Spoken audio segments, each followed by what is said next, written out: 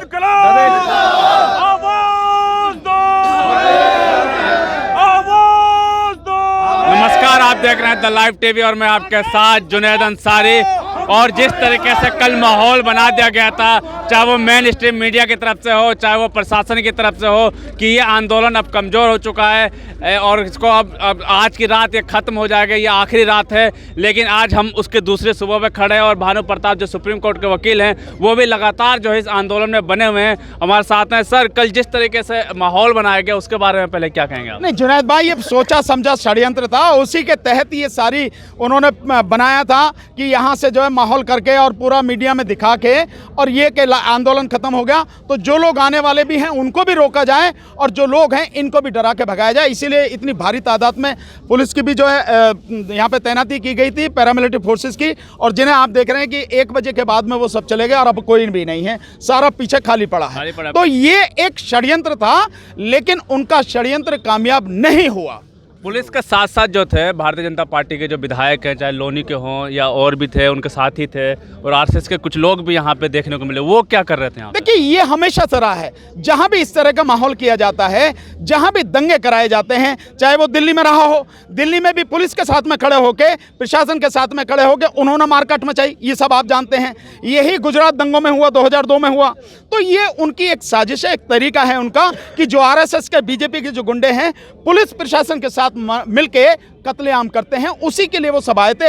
लेकिन कल उनके मंसूबे सारे खत्म हो गए, फेल हो गए। ऐसा नहीं देखने को मिल रहा, जैसे कि इस 1 साल पहले जो सीए और एनआरसी का जो आंदोलन था वो भी जब हर हथकंडे अपना लिए नहीं हटे, उसके बाद जो ये किसान आंदोलन जो चल रहा है 2 महीने से, इसमें भी सारे हथकंडे अपना लिए, थका लिए और जातिवाद में भी तोड़ने की कोशिश की। जब कोई मुद्दा काम नहीं आया तो इसमें फिर फूट डालने की बात की गई। जुनैद भाई, आप ये बताओ, आप तो सीएनआरसी आपने कवर किया, उस पे तो हिंदू मुस्लिम का ये मुलम्मा भी चढ़ा सकते थे, ठप्पा भी लगा सकते थे, और लगाया भी इन्होंने। उसके बावजूद भी वो आंदोलन बढ़ता चला गया। मैं पूरे देश में गया, उसमें कर्नाटक में गया, बिहार में गया, पश्चिम बंगाल में गया, मध्य प्रदेश में गया, सब जगह गया, वो आंदोलन लगातार बढ़ता गया। और इस पर तो ये भी नहीं लगा सकते धब्बा।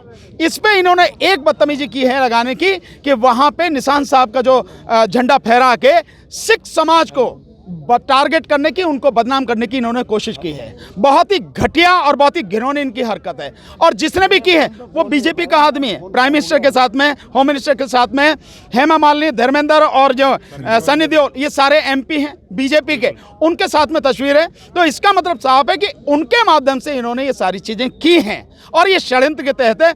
लेकिन पूरा देश इनके षड्यंत्र को समझ चुका है और इसीलिए अब आज से आप देखेंगे 10 बजे के बाद से ज़बरदस्त हुजूम किसानों का दिखेगा और आंदोलन अब से ज़्यादा मजबूत होगा। और एक आपके माध्यम से कहना चाहूँगा, किसी भी समाज विशेष को, चाहे वो सिख समाज हो या कोई भी, अगर सरकार टारगेट करेगी तो इस बार उसे बहुत ज़बरदस्त मुँह की खानी पड़ेगी और परिणाम भुगतना पड़ेगा।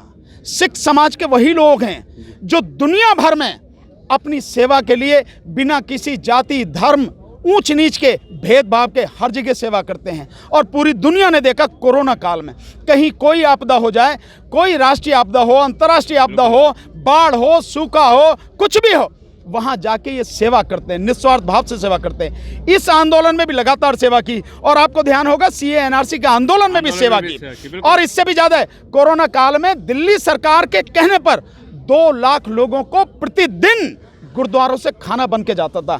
और फिर भी इनको शर्म नहीं आती कि ऐसे सेवा करने वाले लोगों को, जो निस्वार्थ भाव से, आप देखो यहाँ बच्चे हैं, बच्चियाँ हैं, और मतलब सारे लोग, बुजुर्ग महिलाएं, 70-75 साल की बुजुर्ग महिला लोगों के लिए खाना बना रही है, रात दिन ये काम कर रही हैं। मैं गया था वहाँ पे राजस्थान बॉर्डर पे, वहाँ पे उस दिन जब मैं था शाम को करीब 5, साढ़े 5 बजे थे, अंधेरा सा होने लगा था और सर्दी, कोहरा पड़ने लगा था, ठंड, बड़ी तेज हवा भी चल रही। उसमें भी करीब 15-16 जो हैं हमारी माताएं, जिनकी उम्र 70-75 साल के आसपास होगी, सारी की सारी बैठी जो है खाना बना रही, रोटियां सेक रही। बुजुर्ग जो वो थे, आदमी थे, वो भी सारे के सारे सब सेवा में लगे हुए थे।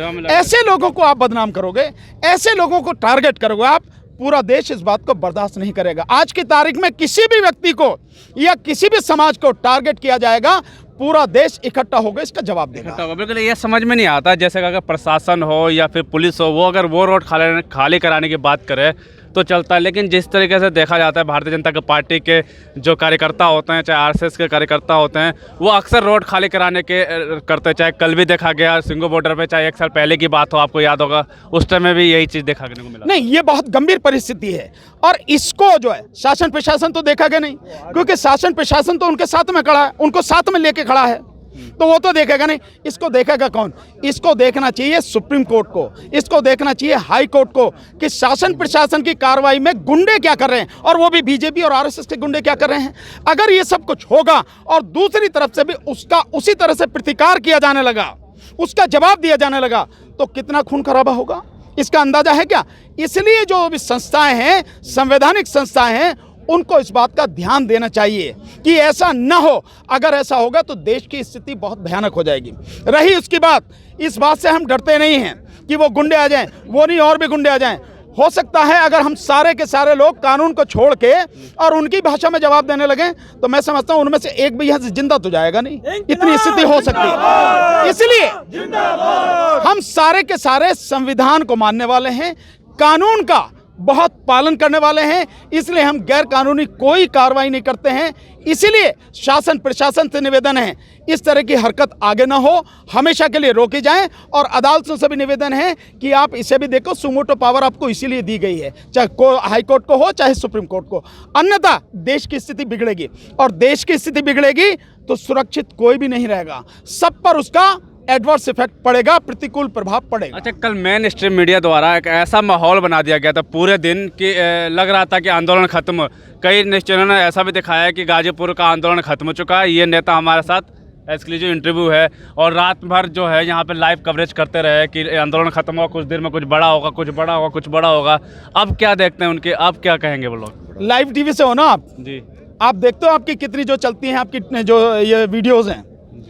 मेन मीडिया जिसे कह रहे हो आप, अपने आप को अपमानित कर रहे हो आप, आपसे ज़्यादा उसकी वीडियोस नहीं चलती हैं, पूरा देश पूरी दुनिया देखती है। मेन मीडिया आप हो, वो दलाल मीडिया है, गुलाम मीडिया है, तलवे चाटने वाला मीडिया है, गोदी मीडिया। उसे ही इन शब्दों से बोलो। अगर कुछ भी नहीं कर सकते तो एक शब्द रवीश कुमार ने दिया, गोदी मीडिया ही बोल दो आप, है नहीं है, उसकी बात नहीं करो, उसका काम ही ये है। क्योंकि जिनसे दलाली ली है, जिनके तलवे चाट रहा, उनकी जी हुजूरी तो करेगा, उनकी जो सेवा तो करेगा ही, उनका जो काम है वो तो करेगा, वो चाहे जो काम करे। लेकिन ये आंदोलन अपने उद्देश्यों से भटकने वाला नहीं है।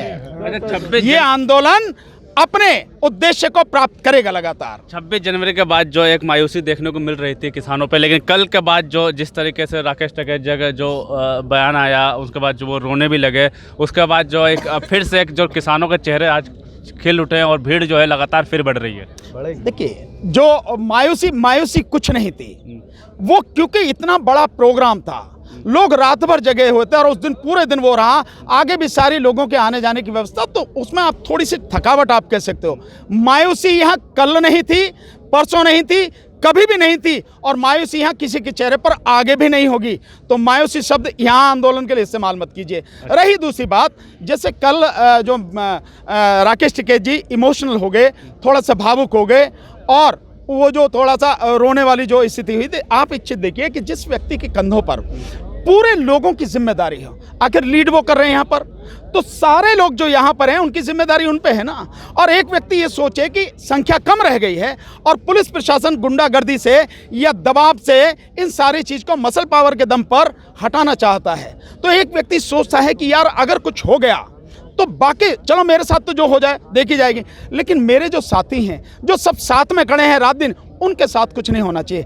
ऐसे पल में कभी कभी व्यक्ति भावुक हो जाता है। ये भावुकता है, ये कमजोरी नहीं है। आप इसे इस तरह से देख सकते हैं कि उस व्यक्ति का प्यार अपने जितने साथी हैं उनके प्रति कितना गहरा है। इसीलिए पहले वो सरेंडर करने जा रहे थे, लेकिन जब आरएसएस के गुंडे देखे तो उन्होंने वो सारा प्लान छोड़ के और यहीं पे आके खड़े हो गए कि अब हम कहीं भी नहीं जाएंगे। तो वो उन संदर्भों में उन सारी चीज़ों को आप देखो, उसमें मायूसी नाम की कोई चीज़ नहीं है। और उसी के बाद जो अपील हुई है आप देखेंगे कि उसी के बाद लगातार अब लोग बढ़ते चले जा रहे हैं, और मैं जानता हूं कि 10 बजे तक यहाँ हुजूम होगा। लास्ट क्वेश्चन ये है कि जिस तरीके से इस सरकार में देखने को मिलता है, एक सुप्रीम कोर्ट ने कह दिया था कि प्रदर्शन कर सकते हैं किसान, उसके बावजूद भी जिस तरीके से कल खाली कराने की कोशिश की गई, चाहे वो गाजीपुर बॉर्डर हो, चाहे सिंघू बॉर्डर पर हो, चाहे वो टिकरी बॉर्डर, फुल तरीके से प्रशासन जो अपने पुलिस और फोर्स तैनात थे, बिल्कुल जोर जबरदस्ती से जो खाली कराने की कोशिश की गई, इसमें आप सरकार को क्या कहें? किस नहीं, मैं सरकार को कुछ नहीं कहूँगा, मैं इसमें माननीय सुप्रीम कोर्ट को कहूँगा। अगर आप कोई आदेश देते हैं या कोई ओपिनियन आप अपनी बनाते हैं और लोगों तक वो बात पहुँचती है, उसकी रखवाली करना भी आपकी जिम्मेदारी है। अगर आप कह रहे हैं कि संवैधानिक अधिकार है, तो क्या ये पुलिस जब आपके कहने के बावजूद संविधान का उल्लंघन कर रही है और आप संविधान की रक्षा के लिए हैं, तो आपको नहीं लगता कि वो आपका अपमान कर रहे हैं?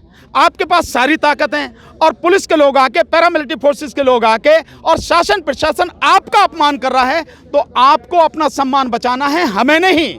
इसलिए कोर्ट को अपना सम्मान बचाने के लिए जो आदेश देती है उनका पालन करवाना भी उसको आना चाहिए। लेकिन अनफॉर्चुनेटली, दुर्भाग्य से, सुप्रीम कोर्ट के ऐसे कितने ही आदेश हैं जो धूल चाट रहे हैं और कोर्ट उन पर कुछ नहीं करवा पा रही। मैं एक उदाहरण नहीं, आपको कितने ही उदाहरण दे सकता हूं।